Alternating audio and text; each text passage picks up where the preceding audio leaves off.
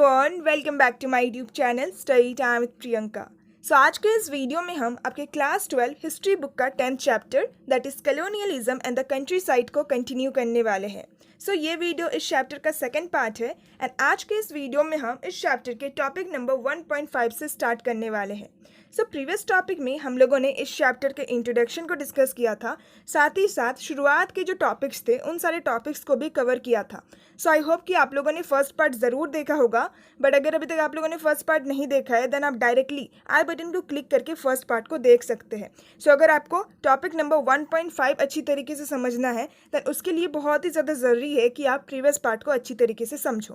Now अब बिना time waste किए हम लोग टॉपिक नंबर 1.5 को डिस्कस करना स्टार्ट करते हैं, जिस टॉपिक का नाम है the zamindars resist.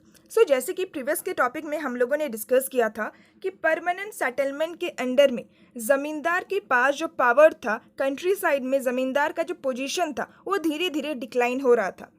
Permanent settlement के अंडर में ज़मींदार को फिक्स्ड रेवेन्यू डिमांड को पे करना होता था कंपनी को, एंड वो जो फिक्स्ड रेवेन्यू डिमांड होता था वो कंपनी के द्वारा बहुत ही ज़्यादा हाई रखा जाता था। इस वजह से कभी कभी ज़मींदार उस रेवेन्यू डिमांड को पे नहीं कर पाते थे, एंड एज अ रिजल्ट ज़मींदार के जितने भी स्टेट्स होते थे सारे स्टेट्स को नीलाम कर दिया जाता था, उसका ऑक्शन करवा दिया जाता था कंपनी के द्वारा। ये प्रॉब्लम ज़मींदार को फेस करना पड़ा। एंड इसके साथ साथ कंट्री साइड में रहने वाले जो जोतेदार होते थे, यानी कि जो रिच फार्मर्स होते थे, वो लोग भी ज़मींदार को बहुत ही ज़्यादा परेशान करते थे, टाइम पे रेवेन्यू पे नहीं किया करते थे। इस वजह से भी ज़मींदार को काफ़ी सारे प्रॉब्लम्स, काफ़ी सारे चैलेंजेस फेस करने पड़ रहे थे। इन सारे प्रॉब्लम्स की वजह से बंगाल में ज़मींदार का जो पोजीशन था वो बहुत ही वीक हो रहा था, वो धीरे धीरे डिक्लाइन हो रहा था। बट इन सब के बावजूद भी रूरल एरियाज़ में, यानी कि ग्रामीण क्षेत्र में, ज़मींदार के पास जो अथॉरिटी था, जो पावर था, ज़मींदार का जो पोजीशन था वो पूरी तरीके से कोलैप्स नहीं हुआ था, वो पूरी तरीके से ख़त्म नहीं हुआ था। इन सारी प्रॉब्लम्स को फेस करने के लिए, इन सारी चैलेंजेस को फेस करने के लिए ज़मींदार के द्वारा कुछ न्यू स्ट्रैटेजीज़ को अपनाया जाता है। इन सारी न्यू स्ट्रैटेजीज़ के द्वारा ज़मींदार का अपने स्टेट्स के ऊपर, अपने विलेजेस के ऊपर जो अथॉरिटी था उसको मेंटेन करने की कोशिश करता है। नाउ अब हम लोग उन्हीं सारी स्ट्रैटेजीज़ के बारे में डिस्कस करने वाले हैं। इसीलिए इस टॉपिक का नाम रखा गया है द जमींदार रेजिस्ट, यानी कि ज़मींदार जो कुछ भी प्रॉब्लम्स उसको फेस करना पड़ रहा था, जो कुछ भी चैलेंजेस उसको फेस करना पड़ रहा था, उसके खिलाफ वो विरोध करता है, उसको रेजिस्ट करने की कोशिश करता है। नाउ अब हम लोग उन सारे स्ट्रैटेजीज़ के बारे में डिस्कस करते हैं। पहला स्ट्रैटेजी है फिक्सेशियस सेल, यानी कि ज़मींदार के लैंड्स का जो सेल होता था वो एकदम झूठा होता था। इसमें हमें ज़मींदार का बहुत ही ज़्यादा चालाकी देखने को मिलता है। कंपनी के द्वारा एक ऑर्डर दिया गया था, एक प्रॉमिस किया गया था कि अगर कोई भी प्रॉपर्टी, कोई भी लैंड वुमेन के नाम पे है देन हम लोग उस प्रॉपर्टी को उनसे कभी नहीं छीनेंगे, उस प्रॉपर्टी को कभी भी नीलाम नहीं करेंगे। इसी चीज़ का फ़ायदा, इसी ऑर्डर का फ़ायदा ज़मींदार उठाते हैं।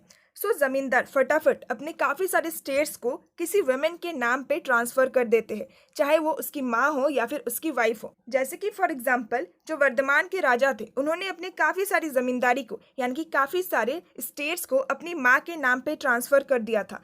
नाउ अब जो कंपनी है, जो ईस्ट इंडिया कंपनी है, वो उनकी माँ के प्रॉपर्टी को नहीं छीन सकता था, उस प्रॉपर्टी को वो नीलाम नहीं कर सकता था।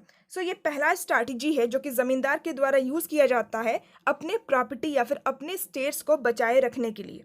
ना जो सेकंड स्ट्रैटेजी है, सेकंड स्ट्रैटेजी है दैट मैनिपुलेटेड द ऑक्शन, यानी कि सेकंड स्ट्रैटेजी में ये जो ऑक्शन होता है, ये जो नीलामी होती है, इसको ज़मींदार के द्वारा मैनिपुलेट किया जाता है। जैसे कि हम लोगों ने टॉपिक नंबर 1.1 में भी डिस्कस किया था कि ज़मींदार के जो एजेंट्स होते थे वे लोग ऑक्शन को मैनिपुलेट कर देते थे, एंड इसी को बेईमानी परचेस कहा जाता है। जैसे कि जब भी ज़मींदार अपना जो रेवेन्यू डिमांड होता था वो कंपनी को पे नहीं कर पाता था, एंड उधारी जब बहुत ही ज़्यादा बढ़ जाता था, जब बहुत ज़्यादा अनपेड बैलेंस हो जाता था, according to the rules of permanent settlement, company zamindar के काफ़ी सारे स्टेट्स को नीलाम कर देता था ताकि उससे वो अपने रेवेन्यू डिमांड को रिकवर कर पाए। At the time of auction के टाइम में ज़मींदार के जो मेन होते थे वही लोग ज़मींदार की प्रॉपर्टी को बाय करते थे उनके बिहाफ में by outbidding the other purchaser. उस नीलामी में दूसरे जो परचेसर्स आते थे, जैसे कई सारे जोतेदार भी आते थे, सबसे ज़्यादा बोली लगा के ज़मींदार के जो मेन होते थे, ज़मींदार के जो एजेंट्स होते थे, वही लोग ज़मींदार के स्टेट्स को, ज़मींदार की प्रॉपर्टी को बाय कर लेते थे उनके बिहाफ में।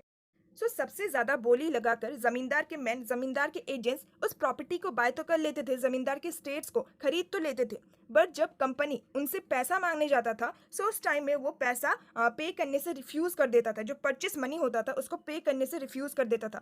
जिस टाइम पे ऑक्शन करवाया जाता है, जिस टाइम पे खरीदा जाता है लैंड्स को, उसी टाइम पे पेमेंट करना है। ऐसा कोई रूल नहीं था। जो भी व्यक्ति खरीदता था स्टेट्स को, वो बाद में पेमेंट करने की कोशिश करता था।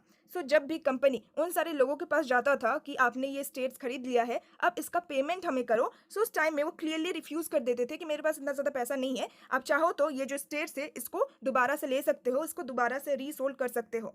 एज अ रिजल्ट कंपनी को अगेन एक ऑक्शन को रेडी करना पड़ता था। उस ऑक्शन में अगेन वो सारे ही परचेसर्स को बुलाते थे, एंड वंस अगेन जो जमींदार के एजेंट्स होते थे वही लोग उनके प्रॉपर्टी को बाय कर लेते थे, एंड वंस अगेन वो लोग पैसा को पे करने से मना कर देते थे। एज अ रिजल्ट कंपनी को दोबारा से ऑक्शन को अरेंज करना पड़ता था।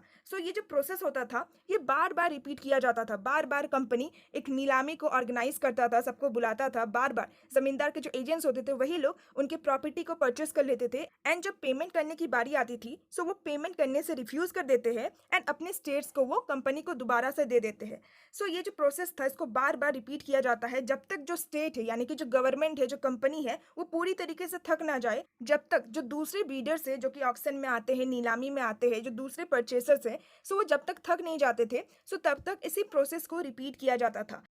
इन सारी चीज़ों से परेशान होके एट द लास्ट कंपनी को वो जो स्टेट है, ज़मींदार का जो प्रॉपर्टी है, उस प्रॉपर्टी को उसे ज़मींदार को ही दोबारा से सेल करना पड़ता था ऑन लो प्राइस। यानी कि क्या होता है कि जब ज़मींदार का प्रॉपर्टी बिकता ही नहीं है, देन ज़मींदार ही कंपनी को कहते हैं कि ये जो प्रॉपर्टी है ये मुझे ही सेल कर दो थोड़ा सा लो प्राइस में। जैसे कि कंपनी के पास और कोई ऑप्शन नहीं रहता है, लो प्राइस में उस प्रॉपर्टी को उसे दोबारा से ज़मींदार को ही सेल करना पड़ता है। इस तरीके से जो ज़मींदार होते थे वो कभी भी अपना जो फुल रेवेन्यू डिमांड होता था उसको पे नहीं करता था। परमानेंट सेटलमेंट के अंडर में भी कंपनी को रियली ही अपना जो अनपेड बैलेंस होता था वो मिलता था, कंपनी उसको रिकवरी नहीं कर पाता था। इस तरीके का जो ट्रांजैक्शन था, इस तरीके का जो ऑक्शन था, ये एक दो बार नहीं बल्कि बहुत बार होता था। 1793 से लेकर 1801 के बीच में हमें इस तरीके का ट्रांजैक्शन बहुत ज़्यादा देखने को मिला। 4 बिग जमींदारीज ऑफ बंगाल। बंगाल में हमें 4 ऐसे जमींदारीज देखने को मिलता है, इंक्लूडिंग वर्धमान, जहाँ पे बेनामी परचेस किया जाता है, एंड उन सारी परचेस का जो यील्डिंग था टोटल वो लगभग 30 लाख का था, बट कंपनी उन सारे ही पैसे को रिकवरी नहीं कर पाता है। ऑक्शन में जो टोटल सेल होता था उसमें से लगभग 15% जो सेल होता था वो फॉल्स होता था। इस तरीके से जमींदार अपने एजेंट्स के द्वारा सेल को या फिर ऑक्शन को मैनिपुलेट करते थे। ये जमींदार का दूसरा स्ट्रैटेजी होता था। ना नेक्स्ट अगर हम लोग थर्ड स्ट्रैटेजी की बात करें, थर्ड स्ट्रैटेजी है attacks on outside buyers. Auction के दौरान अगर जमींदार के स्टेट्स को जमींदार के मैन के अलावा, जमींदार के एजेंट्स के अलावा किसी दूसरे बाहर के व्यक्ति के द्वारा खरीदा जाता था, ऐसा नहीं था कि हर बार उसको उस प्रॉपर्टी के ऊपर फुल अधिकार मिलेगा। कई बार क्या होता था, जमींदार के जो लठियाज होते थे, जमींदार अपने पास एक आर्मी ग्रुप रखता था जिसको लठियाज कहा जाता है। जनरली इनके हाथ में लाठीज होता था, यानी कि स्टिक होता था। जमींदार के जो लठियाज होते थे वे लोग जनरली जो बायर होता है उनके एजेंट्स के ऊपर अटैक करते थे, उनके एजेंट्स को उस प्रॉपर्टी में, उस स्टेट में घुसने ही नहीं देते थे। इस तरीके से भी जमींदार के द्वारा अपने प्रॉपर्टी को प्रोटेक्ट किया जाता था। जमींदार इस तरीके से इन सारी चीजों के खिलाफ विरोध करते थे। एंड जो फोर्थ स्ट्रैटेजी है वो है रेसिस्ट बाय रायत। कई बार क्या होता था, गांव में रहने वाले जो रायस होते थे, जो फार्मर्स होते थे, वो लोग भी किसी दूसरे बाहर वाले को अपने गांव में एंटर करने नहीं देते थे। एंड जैसे कि जमींदार के जो लैंड्स होते थे वो गांव में ही होते थे, उस पर्टिकुलर गांव के जो फार्मर्स होते थे वो लोग किसी दूसरे बाहर वाले को अपने गाँव में एंटर करने नहीं देते थे। जो फार्मर्स होते थे वो अपने जमींदार के प्रति एक सेंस ऑफ लॉयल्टी भी महसूस करते थे। वो अपने जमींदार को एक फिगर ऑफ अथॉरिटी के रूप में देखते थे, एक पावर के रूप में देखते थे, और वो अपने आप को जमींदार की प्रजा के रूप में ट्रीट करते थे। वो अपने आप को जमींदार के सब्जेक्ट्स मानते थे। गांव में जमींदार का जो पोजीशन था, जमींदार का जो अथॉरिटी था, ये कॉलोनियल रूल के टाइम पीरियड से नहीं था, बल्कि बहुत पहले इवन मुगलों के टाइम पीरियड से ही गांव में हमें जमींदार का अथॉरिटी देखने को मिलता है। इवन उस पर्टिकुलर गांव में रहने वाले जो फार्मर्स होते थे वो लोग भी जमींदार को एक सोर्स ऑफ अथॉरिटी के रूप में ही मानते थे, अपने राजा के रूप में मानते थे। इस वजह से भी वो नहीं चाहते थे कि उनके राजा का जो प्रॉपर्टी है वो कोई दूसरा व्यक्ति आके ले जाए और उनके गांव में कोई दूसरा व्यक्ति एंटर करे। इन सारी स्ट्रैटेजी से हमें ये पता चलता है कि जमींदार को उनके स्टेट से, उनके प्रॉपर्टी से डिस्प्लेस करना इतना भी ज्यादा इजी प्रोसेस नहीं होता था। ना नेक्स्ट हमें अगेन जमींदार के बारे में ही बता रखा है। जमींदार का जो सिचुएशन था वो धीरे धीरे थोड़ा सा अच्छा होने लगा। सो नेक्स्ट हमें उसी सिचुएशन के बारे में, उसी कंडीशन के बारे में बता रखा है। सो जैसे ही 19th सेंचुरी की शुरुआत होती है, प्राइजेस में जो डिप्रेशन चल रहा था वो खत्म हो जाता है। यानी कि हम लोगों ने लास्ट टॉपिक में डिस्कस किया था कि एग्रीकल्चर जो प्रोड्यूस होता था, सो उसका जो प्राइस था वो बहुत ही ज़्यादा कम था। बट जैसे ही 19th सेंचुरी की शुरुआत होती है, एग्रीकल्चर प्रोड्यूस का जो प्राइस था वो बहुत ही ज़्यादा बढ़ना स्टार्ट कर जाता है। सो ऐसे ज़मींदार जो कि 1790s के डिकेड में जो भी प्रॉब्लम्स था, जो भी ट्रबल्स था, सो उन सारी प्रॉब्लम्स एंड ट्रबल्स में सर्वाइव कर गए थे। सो नाउ अब 19th सेंचुरी की शुरुआत में वो सारे ही ज़मींदार अपने पावर को कंसोलिडेट कर रहे थे, अपने पावर को मजबूत बना रहे थे। एंड इवन रेवेन्यू पेमेंट का जो रूल्स था उसको भी थोड़ा सा फ्लेक्सिबल बनाया गया, थोड़ा सा चेंज किया गया। सो एज अ रिजल्ट गांव में अगेन जमींदार का जो पावर था, जमींदार का जो पोजीशन था, वो बहुत ही ज़्यादा बढ़ने लगा।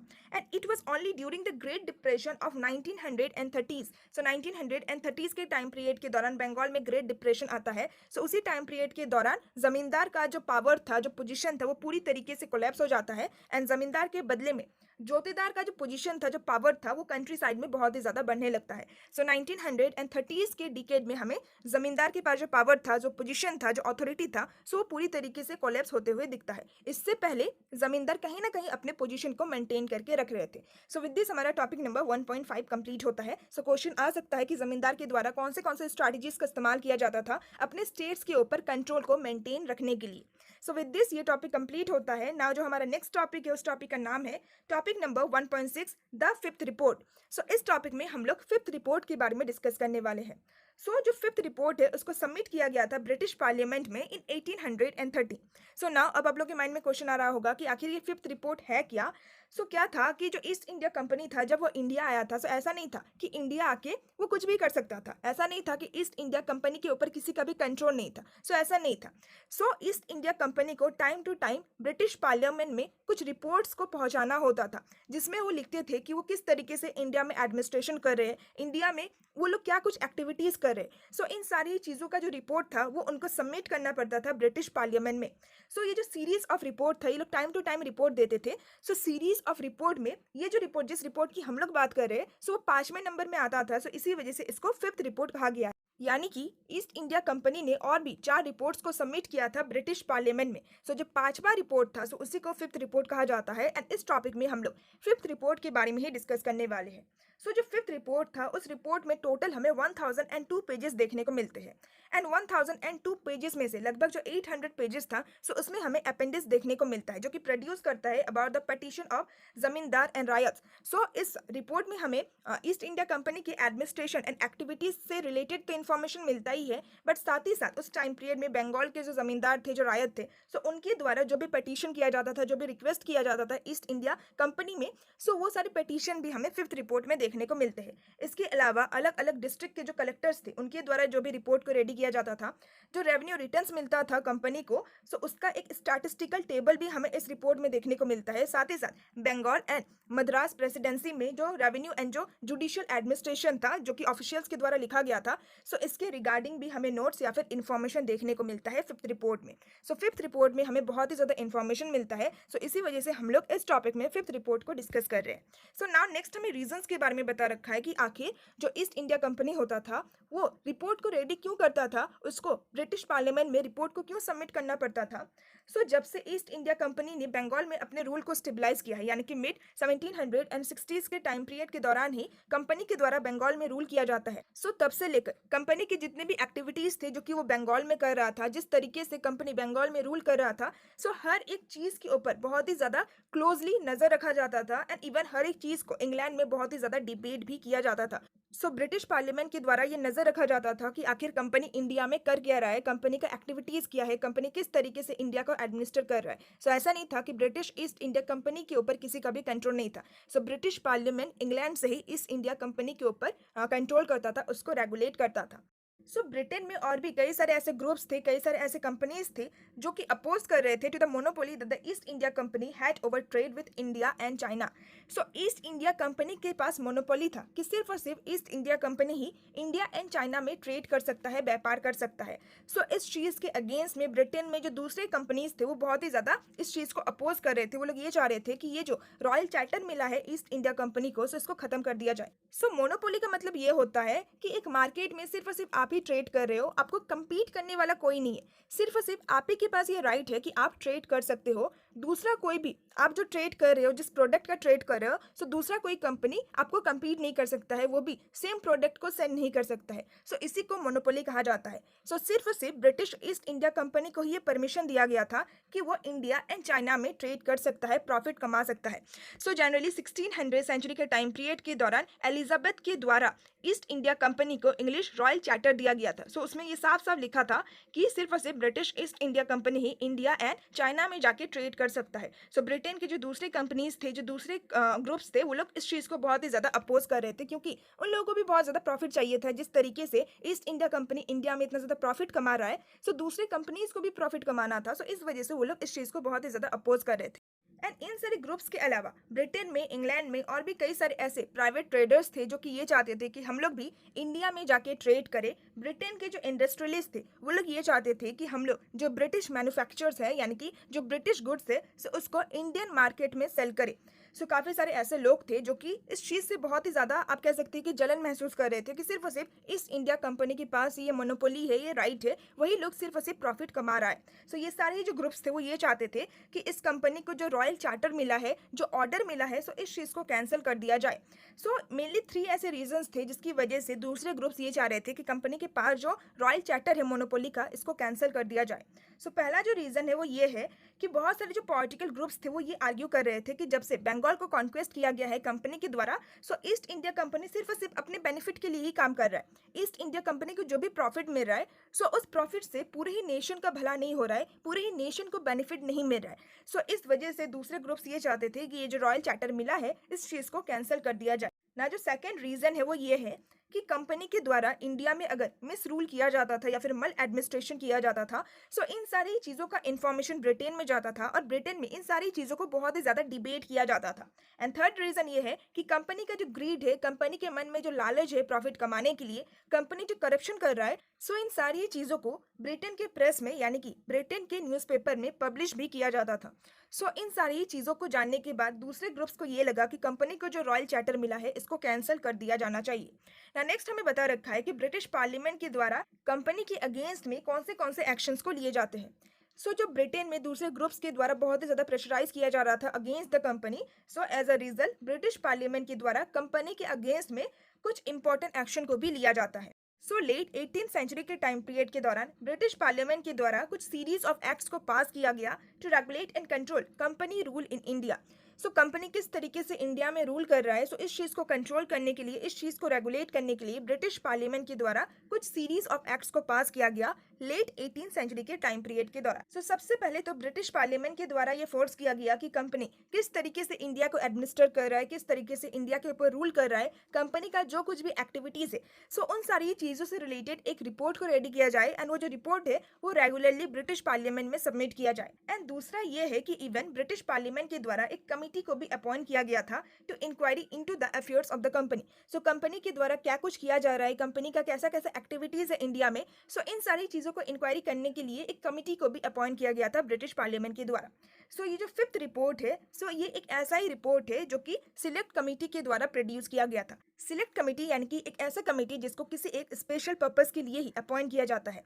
सो सिलेक्ट कमेटी के द्वारा ही 5th रिपोर्ट को प्रोड्यूस किया जाता है, जिसमें हमें कंपनी के जो भी एक्टिविटीज़ थे, कंपनी किस तरीके से इंडिया को एडमिनिस्टर कर रहा था, सो इन सारी चीज़ों से रिलेटेड हमें इन्फॉर्मेशन मिलता है ना। नेक्स्ट हमें बता रखा है about the limitations of the 5th report. So 5th report में क्या कुछ लिमिटेशन था, हम लोग 5th रिपोर्ट के ऊपर पूरी तरीके से डिपेंड क्यों नहीं हो सकते हैं, सो इन सारी चीज़ों के बारे में नेक्स्ट हमें बता रखा है। सो बहुत सालों से जो 5th रिपोर्ट है वो हमें बहुत ही ज़्यादा इन्फॉर्मेशन प्रोवाइड करता है कि आखिर लेट 18th सेंचुरी के टाइम पीरियड के दौरान रूरल बंगाल में क्या कुछ हुआ था। सो 5th रिपोर्ट में हमें जो भी एविडेंस मिलता है, जो भी इन्फॉर्मेशन मिलता है, वो बहुत ही ज़्यादा वैल्यूबल है।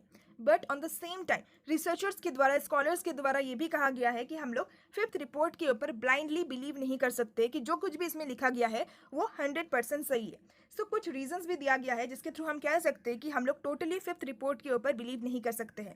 सो सबसे पहले तो हमें ये चेक करना पड़ेगा कि आखिर ये जो रिपोर्ट है ये किसके द्वारा लिखा गया था एंड क्यों लिखा गया था। सो 5th रिपोर्ट को इसलिए प्रोड्यूस किया गया था ताकि कंपनी के द्वारा इंडिया में जो भी मल एडमिनिस्ट्रेशन किया जा रहा है, जो भी मिस रूल किया जा रहा है, सो उन सारे नेगेटिव पॉइंट्स को हाईलाइट किया जाए।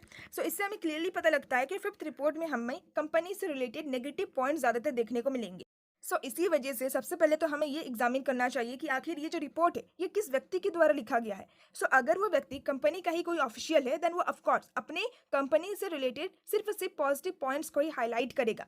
बट अगर ये जो रिपोर्ट है ये किसी दूसरे व्यक्ति के द्वारा प्रिपेयर किया गया है दैट मीन्स कि वो कंपनी से रिलेटेड नेगेटिव पॉइंट्स को भी हाईलाइट करेगा।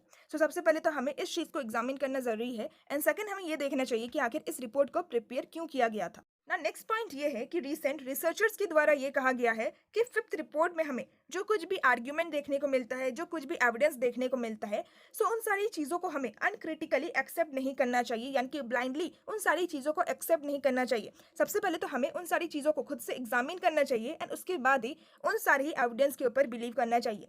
इसी वजह से रिसर्चर्स के द्वारा सबसे पहले तो बंगाल के जमींदार के द्वारा जो भी रिपोर्ट को प्रोड्यूस किया गया था उन सारी चीज़ों को भी बहुत ही अच्छी तरीके से एग्जामिन किया जाता है। साथ ही साथ उस टाइम पीरियड के अलग अलग डिस्ट्रिक्ट के द्वारा जो भी लोकल रिकॉर्ड्स को रखा गया था उन सारी चीज़ों को भी रिसर्चर्स बहुत ही केयरफुली एग्जामिन करते हैं एंड उसके बाद ही रूरल बंगाल में कॉलोनियल रूल का जो हिस्ट्री है उसको लिखते हैं।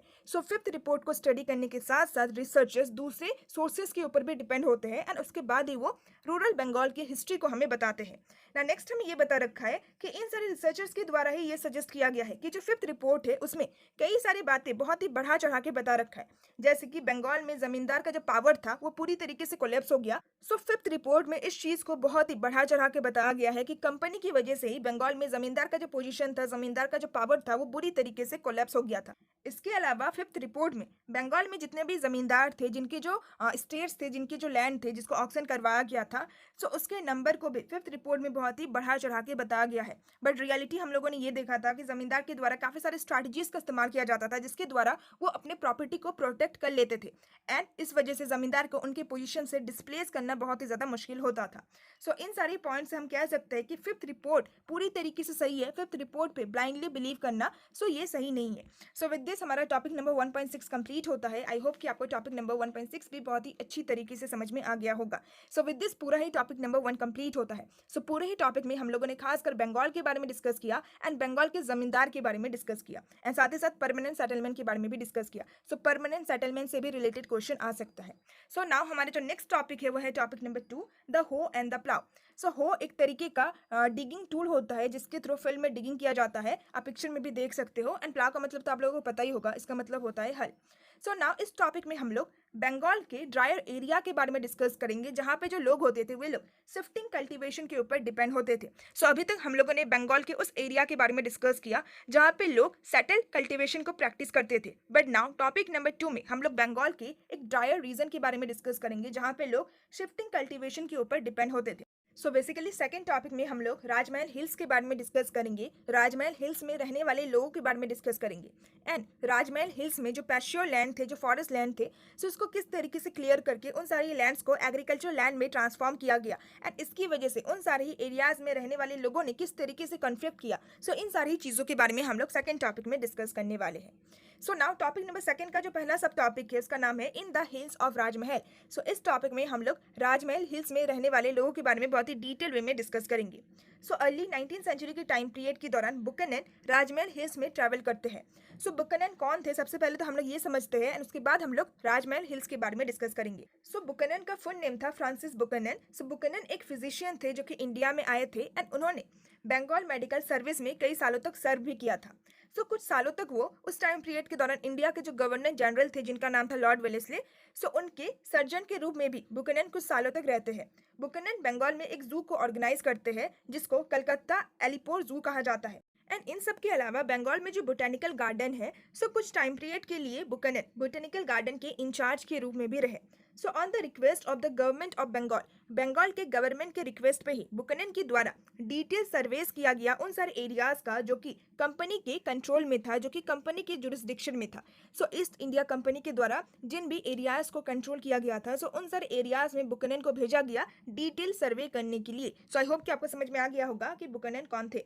नाउ नेक्स्ट हम लोग राजमहल हिल्स के बारे में डिस्कस करते हैं। आखिर ये जो राजमहल हिल्स है ये सिचुएटेड कहाँ पे है? आज के टाइम पीरियड के दौरान झारखंड स्टेट में जो संथाल परगना का एरिया है, सो उसी एरिया में राजमहल हिल्स सिचुएटेड है। एंड 19th सेंचुरी के टाइम पीरियड के दौरान ये जगह बंगाल का एक बहुत ही ड्रायर रीजन हुआ करता था। सो नाउ इस टॉपिक में हम लोग राजमहल हिल्स एंड इस हिल्स में रहने वाले लोगों के बारे में ही डिस्कस करेंगे।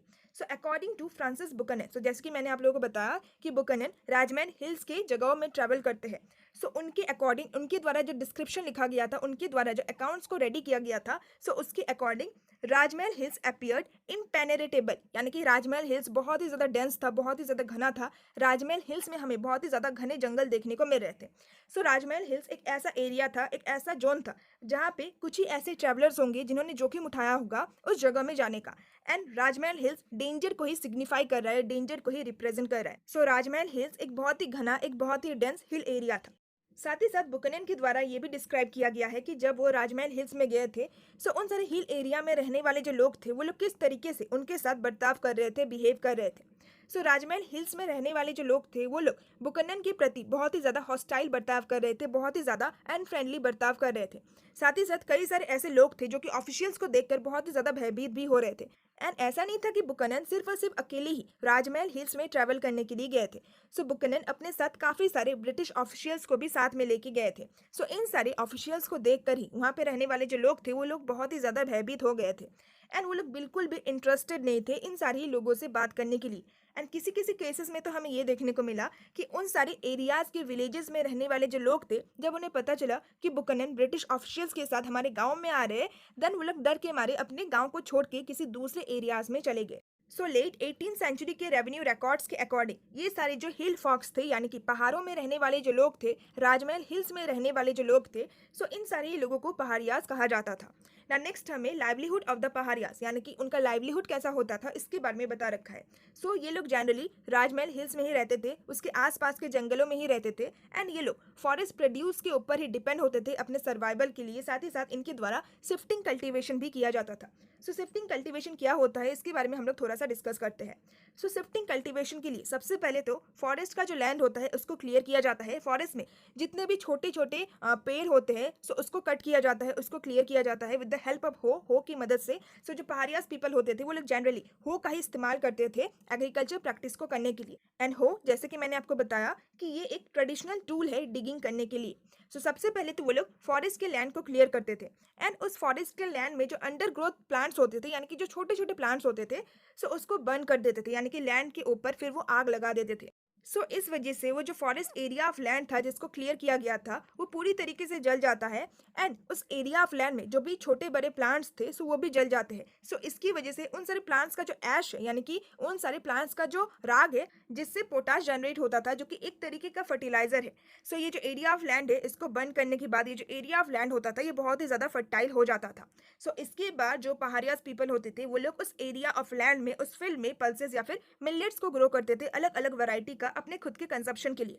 बट वो लोग उस पर्टिकुलर एरिया में सिर्फ और सिर्फ कुछ ही सालों के लिए ही कल्टीवेशन करते थे। जब उस पर्टिकुलर एरिया का जो फर्टिलिटी होता था वो डिक्लाइन हो जाता था, देन वो लोग उस एरिया ऑफ लैंड को फैलो छोड़ देते थे, ऐसे ही खाली छोड़ देते थे, ताकि वो जो एरिया ऑफ लैंड है वो अगेन अपने फर्टिलिटी को नेचुरली रिगेन करे। एंड फिर वो दूसरे एरियाज में चले जाते थे। एंड दूसरे एरियाज में भी वो सेम प्रोसेस को ही रिपीट करते थे। सबसे पहले जंगलों को काटते थे, जंगलों को जलाते थे, एंड उसके बाद जब लैंड फर्टाइल हो जाता था देन वहाँ पे कल्टीवेशन करते थे। कुछ साल के लिए कल्टीवेशन करते थे एंड अगेन वो लोग उस लैंड को फैलो छोड़ देते थे एंड किसी दूसरे न्यू एरिया में चले जाते थे। सो इस तरीके से शिफ्टिंग कल्टीवेशन को प्रैक्टिस किया जाता था by the people who live in the Rajmahal hills, जिनको पहाड़ियाज कहा जाता है।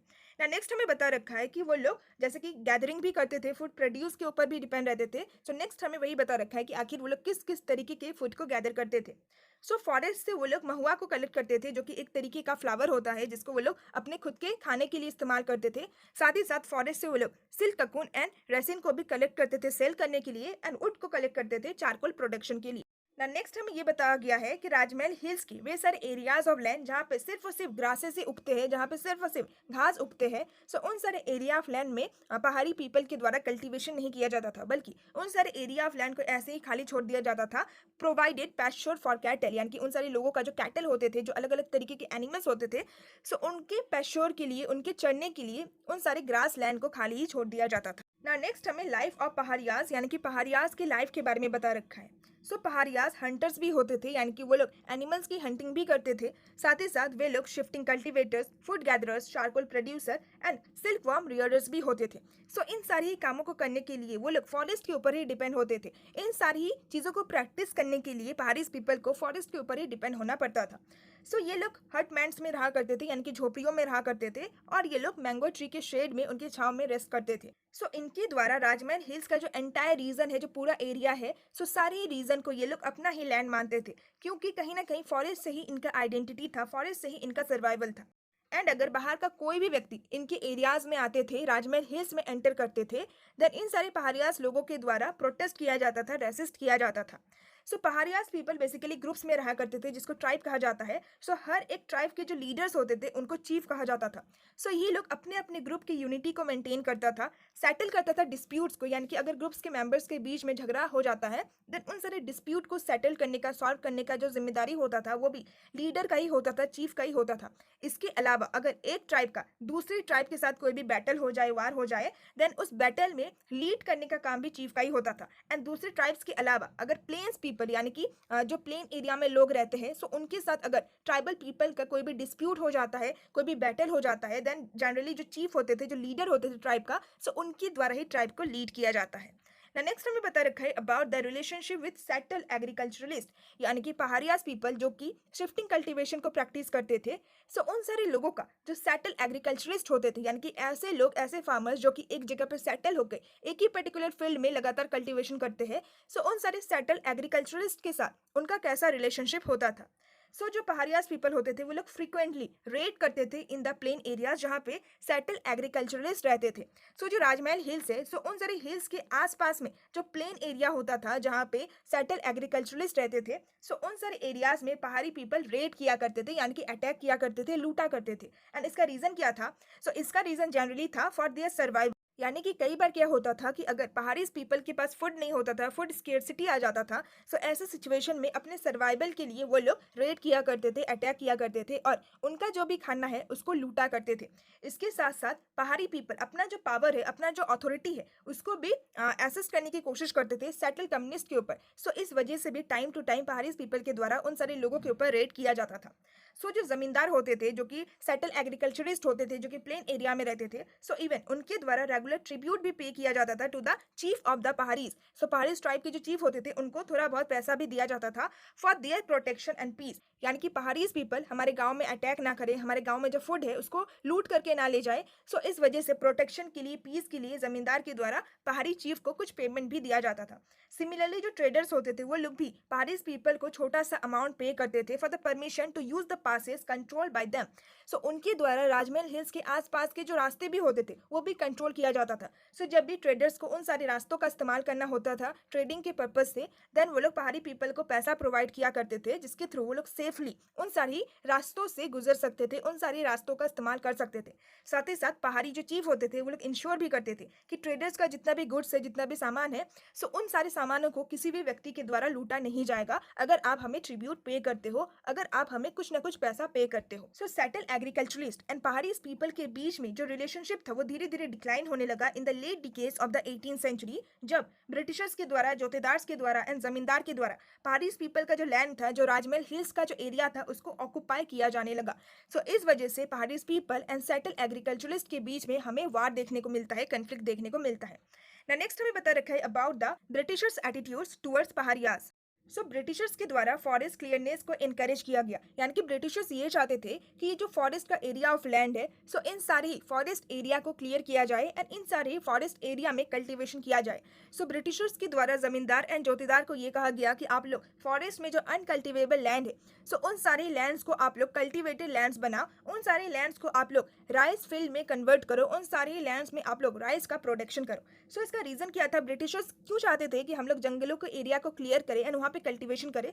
सो इसका रीजन ये था कि ब्रिटिशर्स ये चाहते थे कि जितना ज्यादा सेटल एग्रीकल्चर बढ़ेगा, जितना ज्यादा प्रोडक्शन होगा, जितने लार्ज एरियाज में एग्रीकल्चर प्रोडक्शन होगा, सो उतना ही ज्यादा हमें रेवेन्यू मिलेगा। सो जितने एरिया ऑफ लैंड में प्रोडक्शन होगा, सो उतने एरिया ऑफ लैंड में हम लोग ज्यादा से ज्यादा रेवेन्यू को इम्पोज कर सकते हैं। जितना ज्यादा प्रोडक्शन होगा, सो उतना ज्यादा हम लोग प्रोड्यूस क्रॉप्स को एक्सपोर्ट कर सकते हैं। एंड इन सब के साथ साथ अगर फॉरेस्ट को क्लियर किया जाएगा, अगर फॉरेस्ट लैंड में कल्टीवेशन किया जाएगा, तब इसकी वजह से ऐसे लोग जो कि शिफ्टिंग कल्टीवेशन कर रहे थे, सो वो लोग भी सेटल कल्टीवेशन करेंगे एंड एक ऑर्डर सोसाइटी का क्रिएशन होगा। सो इन सारे रीजन की वजह से ब्रिटिशर्स के द्वारा फॉरेस्ट क्लियरनेस को इनकरेज किया गया। सो ब्रिटिशर्स ने ये देखा कि जो फॉरेस्ट एरिया ऑफ लैंड है वो बहुत ही ज़्यादा वाइल्ड है, फॉरेस्ट में रहने वाले जो लोग हैं वो बहुत ही ज़्यादा सैवेज है, यानी कि वो बहुत ही ज़्यादा अनसिविलाइज्ड है, बहुत ही ज़्यादा असभ्य है, बहुत ही ज़्यादा अनरूली है, यानी कि उनके ऊपर रूल करना बहुत ही ज़्यादा डिफिकल्ट है। वो लोग बहुत ही ज़्यादा प्रिमेटिव है, बहुत ही ज़्यादा प्राचीन है एंड उनको गवर्न करना भी बहुत ही ज़्यादा डिफिकल्ट है। सो इसी वजह से उनको ये लगा कि अगर हम लोग फॉरेस्ट लैंड को क्लियर करेंगे, अगर हम लोग सेटल एग्रीकल्चर को प्रमोट करेंगे, देन जो फॉरेस्ट पीपल होंगे वो लोग भी सिविलाइज्ड बन जाएंगे, वो लोग भी एक ही प्लेस में सेटल होंगे, एक ही प्लेस में वो लोग कल्टीवेशन करेंगे। सो इस तरीके से फॉरेस्ट पीपल भी सिविलाइज्ड हो जाएंगे, सभ्य हो जाएंगे एंड वो लोग जो हंटिंग है उसको गिव अप कर देंगे एंड वो लोग प्लाव एग्रीकल्चर को प्रैक्टिस करेंगे। So as settle agriculture expanded, जैसे जैसे जो सेटल एग्रीकल्चर है वो एक्सपेंड होने लगा, सो वैसे ऐसे फॉरेस्ट का जो एरियाज ऑफ लैंड था, जो पैस्चर लैंड था, वो धीरे धीरे घटने लगा। सो इसकी वजह से जो हिल फॉक थे एंड जो सेटल कल्टिवेटर्स थे, सो उनके बीच में हमें कन्फ्लिक्ट देखने को मिला। जो पहाड़ी पीपल थे एंड जो सेटल कल्टिवेटर्स थे जो कि उनके एरिया ऑफ लैंड में कल्टिवेशन कर रहे थे, सो उनके बीच में कन्फ्लिक्ट अराइज हो गया एंड इसकी वजह से जो हिल फॉक्स थे, जो पहाड़ी पीपल थे, वो लोग अब ज़्यादा से ज़्यादा विलेजेस में रेड करने लगे, विलेजेस में अटैक करने लगे। जितना ज़्यादा हो सके, जितना रेगुलर हो सके, वो लोग और भी ज़्यादा विलेजेस में रेड कर रहे थे एंड उनका जो खाना होता था, उनका जो ग्रेन्स होता था, जो कैटल होता था, सो उन सारी चीज़ों को लूट लेते थे। वो उन सारी चीज़ों को अपने साथ अपने फॉरेस्ट एरिया में लेके जाते थे। ना नेक्स्ट हमें बता रखा है अबाउट द पॉलिसी ऑफ पैसिफिकेशन। सो पहाड़ी पीपल के द्वारा जब बहुत ही ज़्यादा प्रोटेस्ट किया जा रहा था, बहुत ही ज़्यादा रेजिस्ट किया जा रहा था, वो लोग कन्फ्लिक्ट कर रहे थे। सो इन सारी चीज़ों को कंट्रोल करने के लिए ब्रिटिशर्स के द्वारा कुछ पॉलिसीज़ को भी इंट्रोड्यूस किया गया। सो 1770s का जो डिकेड था, सो उस टाइम पीरियड के दौरान ब्रिटिशर्स के द्वारा ब्रूटल पॉलिसी ऑफ एक्सटर्मिनेशन को प्रपोज किया गया। सो इसमें उनका ये मानना था कि ऐसे व्यक्ति जो हमें रोक रहे हैं, जो हमें सेटल एग्रीकल्चर प्रैक्टिस करने में रोक रहे हैं, सो ऐसे पहाड़ी पीपल को डायरेक्टली मार दो। सो ये जो पॉलिसी था शुरुआत का, वो बहुत ही ज़्यादा ब्रूटल था। इस पॉलिसी के अंडर में काफ़ी सारे पहाड़ी पीपल को मारा गया। बट 1780s के डिकेड में जब अगस्तस क्लीवलैंड भागलपुर के कलेक्टर बनते हैं, देन उनके द्वारा पॉलिसी ऑफ पैसिफिकेशन को प्रपोज किया गया। सो उनका मानना यह था कि पहाड़ी पीपल से हम ऐसे जीत नहीं सकते, अगर हम उनको मारेंगे देन वो और भी ज़्यादा विरोध करेंगे, देन वो और भी ज़्यादा प्रोटेस्ट करेंगे। सो अगर हम उनके साथ समझौता कर ले, अगर हम उनके साथ पीस स्टेबलाइज कर ले, देन वो लोग हमारे कंट्रोल में आ सकते हैं। सो अगस्तस क्लीवलैंड के द्वारा पॉलिसी ऑफ पैसिफिकेशन को प्रपोज किया गया। सो इस पॉलिसी के अकॉर्डिंग ये कहा गया कि जितने भी पहाड़ी चीफ है, जितने भी पहाड़ी लीडर है, सो उन सारे चीफ को हम लोग एनुअल अलाउंस प्रोवाइड करेंगे, यानी कि सालों साल हम लोग कुछ ना कुछ पैसा उन लोगों को प्रोवाइड करेंगे and made responsible for the proper conduct of his people. साथ ही साथ हम लोग उनके जो पीपल है, यानी कि जो पहाड़ी पीपल है, उनको अच्छी तरीके से कंडक्ट भी करेंगे। बट इसके बदले में पहाड़ी चीफ को अपनी लोकेलिटीज में पीस एंड ऑर्डर को मेंटेन करके रखना है और अपने लोगों को अच्छी तरीके से डिसिप्लिन में रखना है। सो कई सारे ऐसे पहाड़ी चीफ थे जो कि इन सारे अलाउंस को लेने से मना कर देते हैं एंड ऐसे पहाड़ी चीफ जो कि इस अलाउंस को एक्सेप्ट करते थे, सो उनको सब ऑर्डिनेट एम्प्लॉयज, यानी कि कंपनी के एक एम्प्लॉय के रूप में देखा जाने लगा एंड उनको पेड चीफ के रूप में देखा जाने लगा एंड उनकी कम्युनिटी में उनके पास जो अथॉरिटी था, जो पावर था, सो वो सब कुछ उनसे छीन चुका था। So as the pacification campaign continue, the Paharis carrying a war against outsider. So जैसे जैसे पैसिफिकेशन का ये जो पॉलिसी था, ये जो कैंपेन था, ये कंटिन्यू हो रहा था, यानी कि ब्रिटिशर्स के द्वारा पहाड़ी चीफ को ये फोर्स किया जा रहा था कि आप कुछ पैसा लो एंड उसके बदले में आप हमारे अकॉर्डिंग ही काम करो। सो इसकी वजह से कई सारे जो पहाड़ी चीफ थे वो आउटसाइडर के अगेंस्ट में वार कर रहे थे, रिवोल्ट कर रहे थे। सो इसी वजह से जब बुकनन 19th सेंचुरी की शुरुआत में राजमहल हिल्स के उन सारे रीजन में ट्रेवल करते हैं, सो उन सारे रीजन में रहने वाले जो पहाड़ी पीपल थे वो बहुत ही ज़्यादा हॉस्टाइल, बहुत ही ज़्यादा अनफ्रेंडली बिहेव कर रहे थे एंड वो बुकनन को डिस्ट्रस्ट के साथ देख रहे थे, शक की निगाहों के साथ देख रहे थे। ना नेक्स्ट हमें बता रखा है about the Santhal people and the Paharias. So Santhal people जो थे, अब वो राजमहल हिल्स के आसपास के जो एरियाज थे, उन सारे एरियाज में जा रहे थे, उन सारे एरियाज में सेटल हो रहे थे। सो राजमहल हिल्स का जो लोअर पोर्शन था, सो उन सारे पोर्शन में जो फॉरेस्ट थे उसको संथाल्स के द्वारा क्लियर किया जा रहा था। टिम्बर के जो प्लांट होते थे उसको कट किया जा रहा था, उन सारे एरिया ऑफ लैंड में प्लाइंग किया जा रहा था और उन सारे एरियाज में राइस एंड कॉटन को उगाया जा रहा था। So as the lower hills were taken over by the Santhal settlers. So Rajmahal hills का जो लोअर हिल्स था, सो जब ये सारे जो लोअर हिल्स थे ये संथाल पीपल के द्वारा, संथाल सेटलर्स के द्वारा टेक ओवर कर लिए गए। सो जो पहाड़ी पीपल थे उनको ना चाहते हुए भी राजमहल हिल्स के और भी ज़्यादा डीपर एरिया में जाना पड़ा, यानी कि ये जो राजमहल हिल्स है इसके और भी ज़्यादा डीपर, इसके और भी ज़्यादा ऊपर के एरियाज में जाना पड़ा।